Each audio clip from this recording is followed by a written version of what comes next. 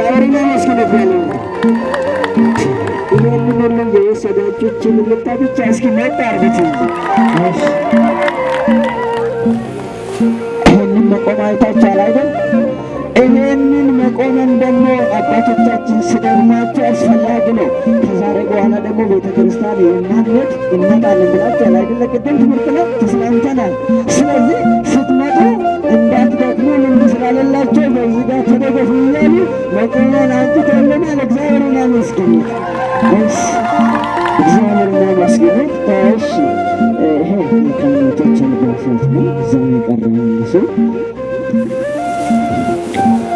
ተነረገረገ ቀንሙ እንሰራኒ እስኒ ፋርስ ነገሩ ስለተነኑ አኩማ ቅርብን ጀነ ማለት ፋሩን ከሰመት ተለውት እስኒ ጊዜንም ፋርስ ይራፍታሉ ጊዜንም ይራፍታሉ። እሺ አታ ወራሲ ጊዜ ደፍገሩ ፋርስ ተናልባሳት ወለበቀኒ ዲስታኒ አልባሳት ቀን እንደምን አስቀምስ እሺ ተነነ ደረቶት በልባሳቱ ወተሰበት ትምህርት ቤቶች አባቶች ነገር ብቻ አድርገው ደግሞ ለብሶ ሲሄዱ እነሱ ይከፋቸዋል ብሎ አንዴታችን ወለተ ሥላሴ አባታችን ያውቃሉ። ይህንን አልባሳት አሰፍታ አንጥታለች። እግዚአብሔርን አመስግኑት። 12 አልባሳት ለሰንበት ትምህርት ቤት ወደዚህ ልጆች ረዳት ያስገቡ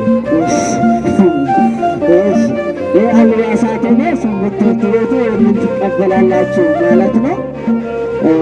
ከዚህ በኋላም ደግሞ እስኪ ምንመፈታ ኮሜንት እሺ ሌላ የቀራለ